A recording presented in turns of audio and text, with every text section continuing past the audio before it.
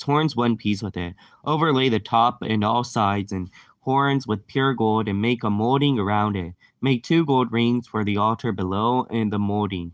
On 2 opposite sides hold the pole used to carry it. Make poles of acacia wood and overlay them with gold. Put the altar in front of the curtain that is before the ark of the testimony, before the atonement cover that is over the testimony, where I will meet you. Aaron must burn a fragrant incense on the altar every morning when he tends the lamps. He must burn incense when he lights the lamps at twilight, so incense will burn regularly before the Lord for generations to come. Do not offer on this altar any other incense or burnt offering or grain offering, and do not pour a drink offering on it. Once a year Aaron shall make atonement on its horns. This annual atonement must be made with the blood of the atoning sin offering for the generations to come. Then the Lord said to Moses, when you take the census of the Israelites to count them, each one must pay a Lord a ransom for his life at the time he is counted. No plague will come on them when you number them. Each one who crosses over to those already counted is to give a half a shekel according to sanctuary shekel, which weighs 20 gerahs. This half a shekel is an offering to the Lord. All who cross over, those 20 years old or more, are to give an offering to the Lord. The rich are not to give more than a half a shekel, and the poor are not to give less when you make an offering to the Lord to atone for your lives. They'll receive the atonement money from the Israelites and use it for the service of the tent of meeting. It will be a memorial for the Israelites before the Lord in making atonement for your lives. Then the Lord said to Moses, make a bronze basin with its bronze stand for washing. Place it between the tent of meeting and the altar, and put water in it. Aaron and his sons are to wash their hands and feet with water from it. Whenever they enter the tent of meeting, they shall wash with water so that they will not die. Also, when they approach the altar to minister by presenting an offering made to the Lord by fire, they shall wash their hands and feet so that they will not die. This is to be a lasting ordinance for Aaron and his descendants for generations to come. Then the Lord said to Moses, take the following spices, 500 shekels of liquid myrrh, as half as that is 250 shekels of fragrant cinnamon, 250 shekels of fragrant cane, 500 shekels of cassia, all according to the sanctuary shekel, and a hin of olive oil. Make those into a sacred anointing oil, fragrant blend, the working of a perfumer. It will be the sacred anointing oil.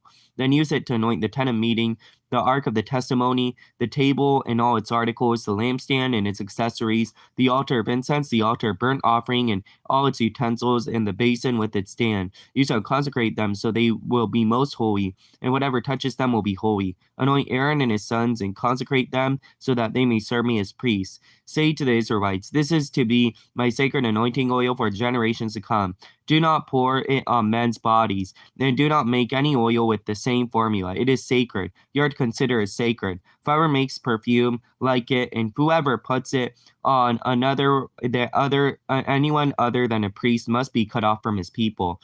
Then the Lord said to Moses, take the fragrant spices, gum, raisin, akoya, galbum, and pure frankincense, and all its equal amounts, and make a fragrant blend of incense, a work of a perfumer. It is to be salted and pure and sacred. Grind some of it into powder, and place it in front of the testimony in the meeting, where I will meet you. It shall be most holy to you. Do not make any incense with this formula for yourselves. Consider holy to the Lord. Whoever makes it any like it to enjoy its fragrance must be cut off from its people. Then the Lord said to Moses, see, I have chosen Beezel, the son of Uri, the son of Ur of the tribe of Judah, and I have filled him with the Spirit of God, with skill, ability, knowledge, and all kinds of crafts, to make artistic designs for work in silver, bronze, to cut set stones, to work wood, and to engage all kinds of craftsmanship. Moreover, I appointed Oliab, the son of Abishama, of the tribe of Dan, to help him. Also, I have given skill to all the craftsmen to make everything I have commanded you. The tent of meeting, the ark of the testimony with the atonement cover on it, all the other furnishings of the tent, the table and its articles, the pure gold lampstand and all its accessories, the altar of incense, the altar of burnt offering and its utensils, the basin and with its stand. Also the woven garments, both the sacred garments for Aaron the priest, and the garments for his sons when they serve as priests, and the anointing oil and the fragrant incense for the holy place. They are to make them just as I commanded you. Then the Lord said to Moses, say to the Israelites, you must observe my Sabbaths This will be a sign between me and you for the generations to come, so that you may know that I am the Lord who makes you holy. Observe the Sabbath, because it is holy to you. If anyone who desecrates it must be put to death.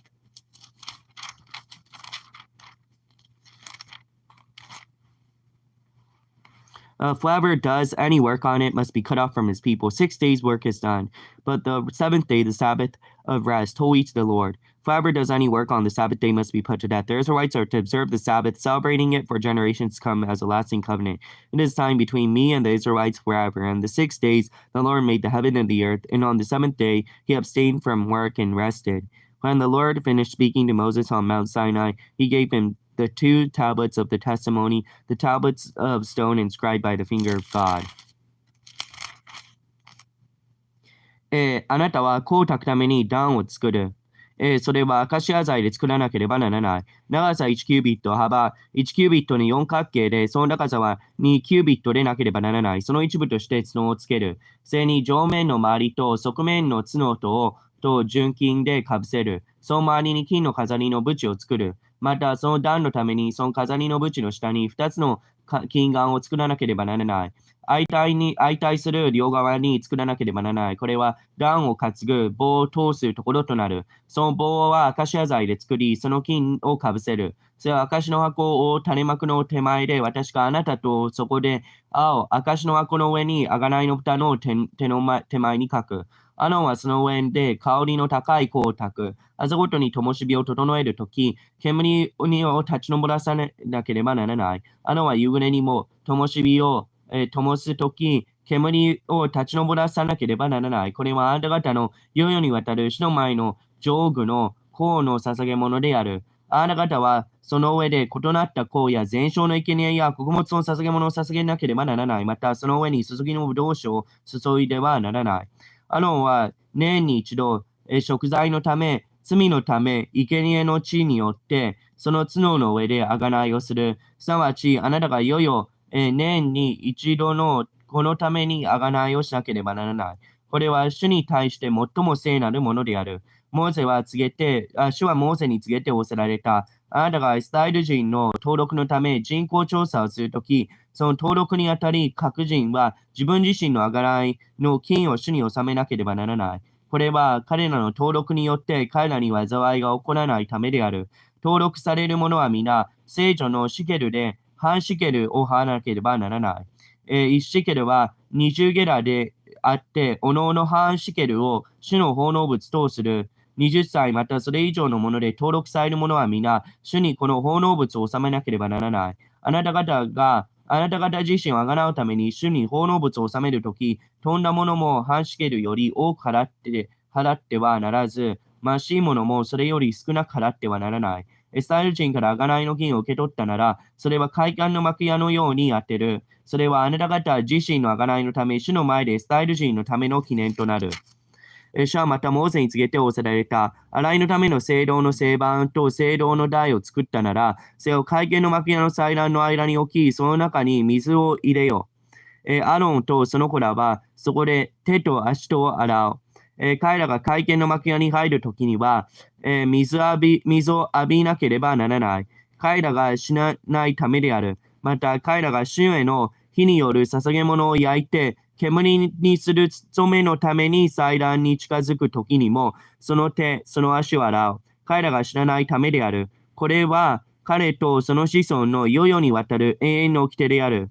ついで主はモーゼに告げて仰せられた。あなたは最上の氷を入れ、液体の持つ薬500シケル、香りの強い日系をその半分、250シケル、匂い勝負250シケル、刑事の聖女のシケル500シケル、オリーブ油1瓶、あなたはこれらをもって聖なる注ぎの油を調合法に従って混ぜ合わせの行為を作る。これが聖なる注ぎの油となる。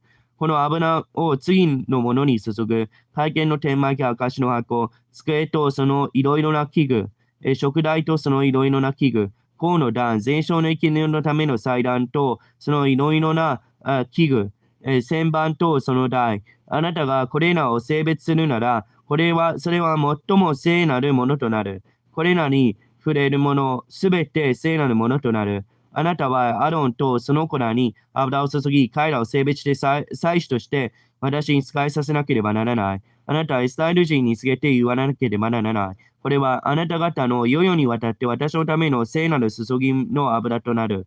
これを誰の体にも注いではならない。また、この割合でこれと似たものを作ってはならない。これは聖なるものであり、あなた方にとっても聖なるものとしなければならない。すべてこれと似たものを調合するもの、またはこれを他のものにつけるものは誰もその民から断ち切らなければならない。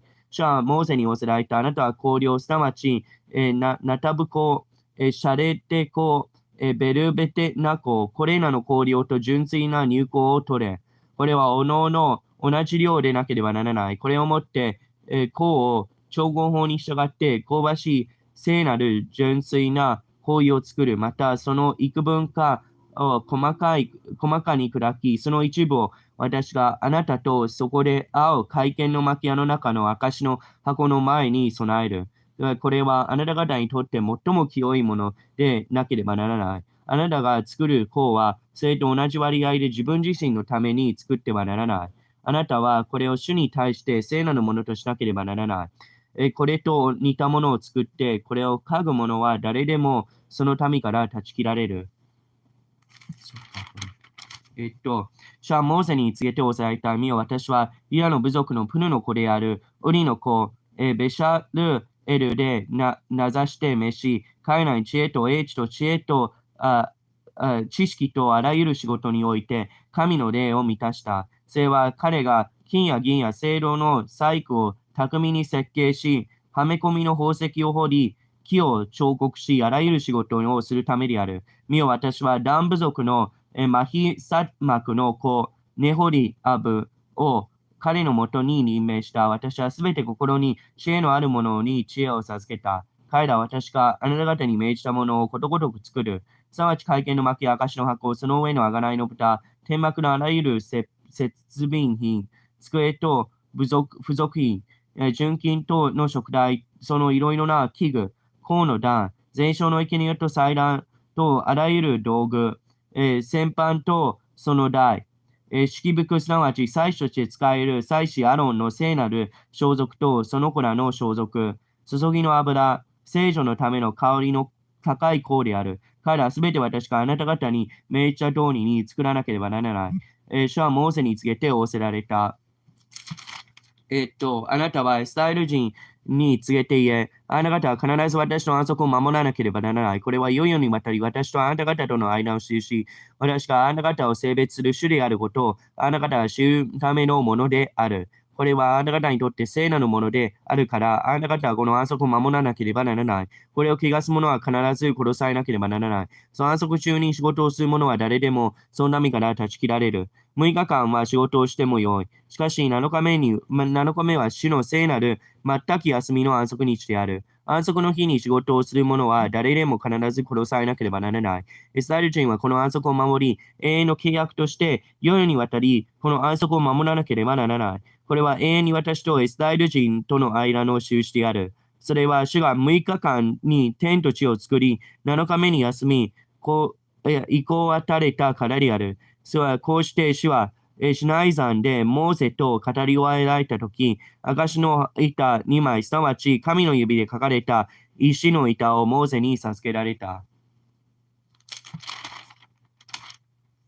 When the people saw that Moses was so long in coming down from the mountain, they gathered around Aaron and said, Come, make us gods, who will go before us. As for this fellow Moses, who brought us out of Egypt, we do not know what has happened to him.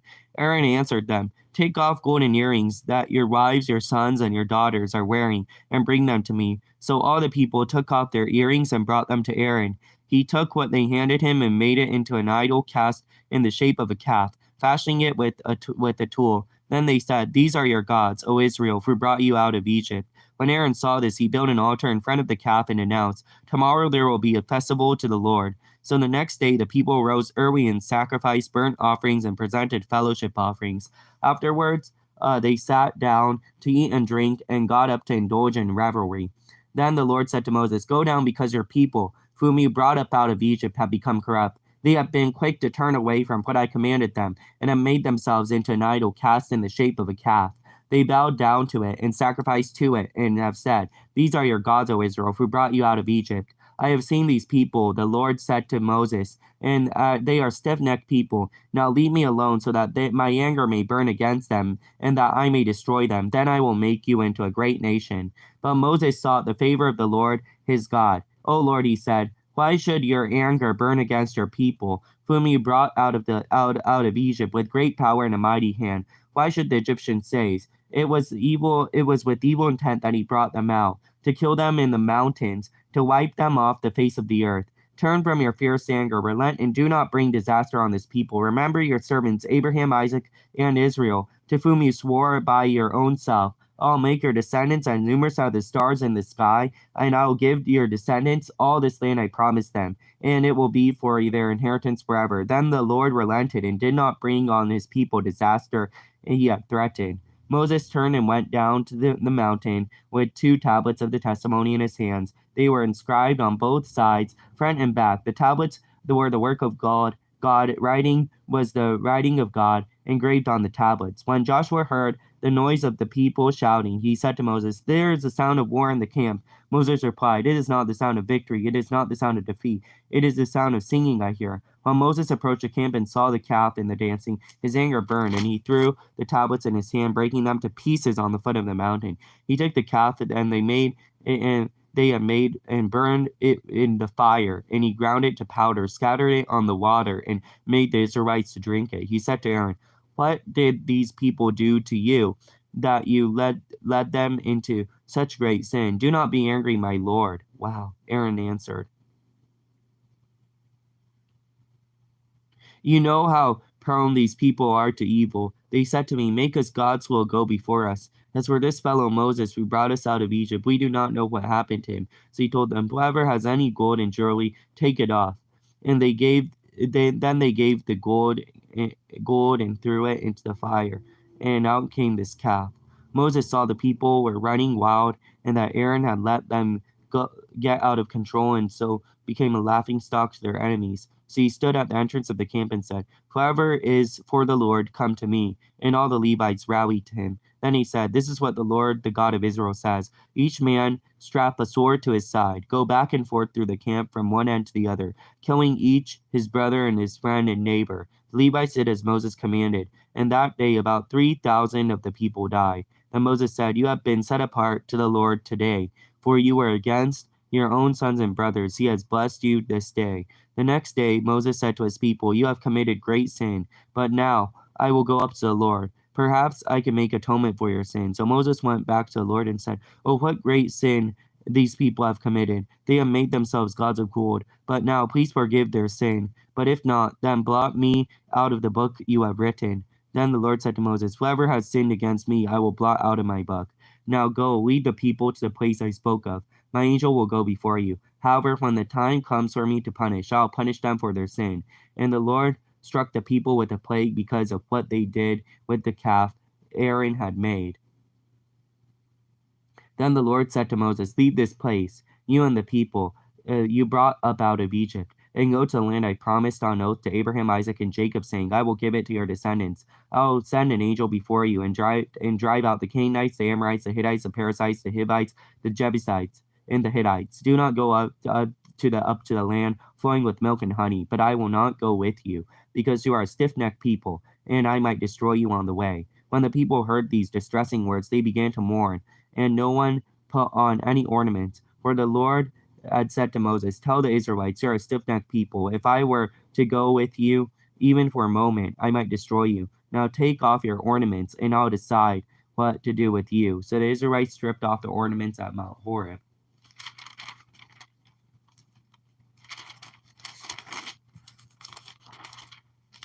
民はモーセが山から降りてくるのに、手間取っているのを見てアロンのもとに集まり、彼に言った。さあ、私たちに先立って行く神を作ってください。私たちはエジプトの地から連れ上ったモーセというものがどうなったのか私たちにはわからないから。それでアロンは彼らに言った。あなた方の妻や息子、娘たちの耳にある金の耳輪を外して私のところに持ってきなさい。そこで民は皆、その耳にある金の耳輪を外してアロンのところに持ってきた。彼がそれを彼らの手から取り、のみで型を作り、芋の子牛にした。彼らは伝えるよ。これがあなたをエジプトの地から連れ上ったあなたの神だと言った。アロンはこれを見て、その前に祭壇を築いた。そしてアロンは呼ばわって、明日は主への祭りである。そこで翌日朝早く彼らは全焼の生贄を捧げ、和解の生贄を備えた。そして民は座っては飲み食いし、立っては戯れた。主はモーセに仰せられた。さあすぐ降りて行け。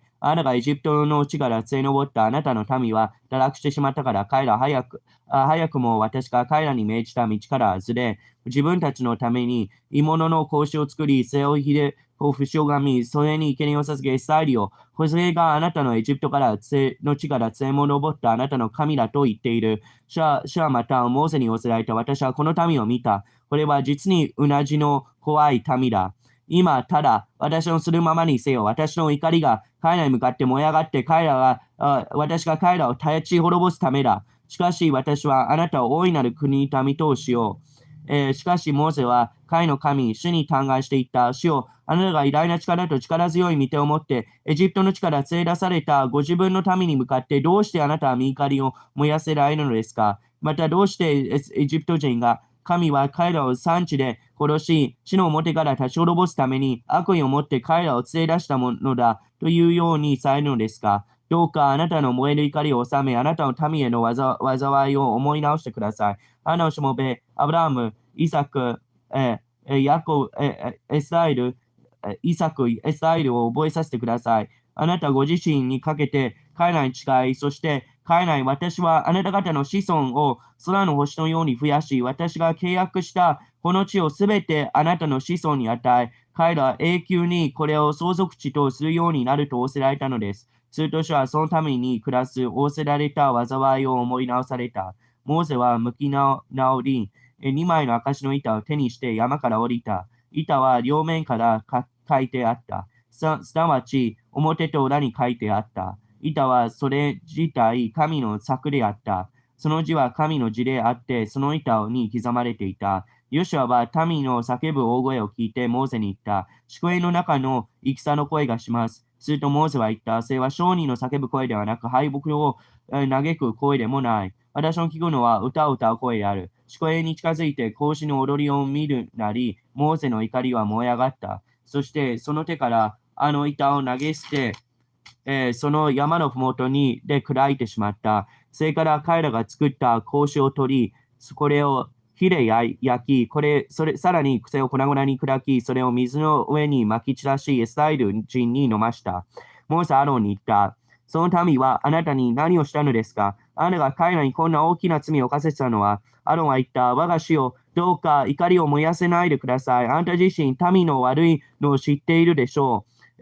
彼らは私に言いました。私に先立っていく神を作ってくれ。私をエジプトの地から連れ上ったあのモーセというものがどうなったのか私たちにはわからないから。それで私は彼らに誰でも火を持っている者は私のためにそれを取り外せと言いました。彼らはそれを私に渡したので、私がこれを火に投げ入れたところ、この格子が出てきたのです。モーセは民が乱れており、アロンが彼らを放っておいたので、敵の物笑いとなっているのを見た。そこでモーセは宿営の入り口に立って、誰でも主につく者は私のところにと言った。すると、レビ族は皆彼のところに集まった。それでモーセは彼らに言った。イスラエルの神、主はこうされる、おのおの腰に剣を帯び、宿営の中の入り口から入り口へ行き巡って、おのおのその兄弟、その友、その隣人を殺せ。レビ族はモーセの言葉通りに行った。その日、民のうちおよそ3000人が倒れた。そこでモーセは言った。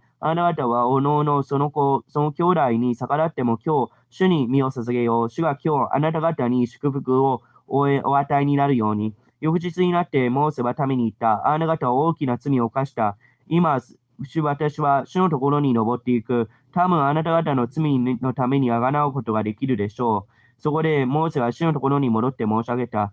この民は大きな罪を犯してしまいました。自分たちのために金の神を作ってたのです。今もし彼らの罪を許してくださるのなら、しかももしもう構いませんなら、どうかあなたがお書きになった書物から私の名を消し去ってください。すると、主はモーセに仰せられた。私に罪を犯した者は誰であれ、私の書物から消し去ろう。しかし今言って私があなた方に告げた場所に民を導け。見よ、私の使いがあなたの前を行く。私の裁きの日に私が彼らの罪を裁く。こうして、主は民を打たれた。アロンが作った格子が彼らが礼拝したからである。主はモーセに仰せられた。あなたも、あなたがエジプトの地から登った民も私がアブラハム、イサク、ヤコブに誓って、これをあなたの子孫に与えると言った地にここから登っていけ。私はあなた方の前に一人の使いを使わし、私がカナン人、エモリ人、ヘテ人、ペ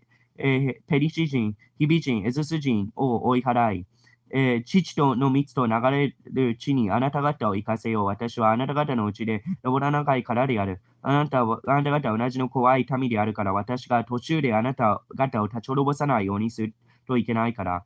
この民は悪い知らせを聞いて、悲しみ痛み、誰一人、その飾り物を身につける者はいなかった。主はモーセに仰せられたイスラエル人にあなた方はうじの怖い民だ。一時でもあなた方のうちになって登って行こうものなら、私はあなた方を立ち滅ぼしてしまうだろう。今、あなた方の飾り物を身から取り外しなさい。そうすれば私はあなた方をどうするかを考えよう。それでイスラエル人はホレブの山以来、その飾り物を取り外していた。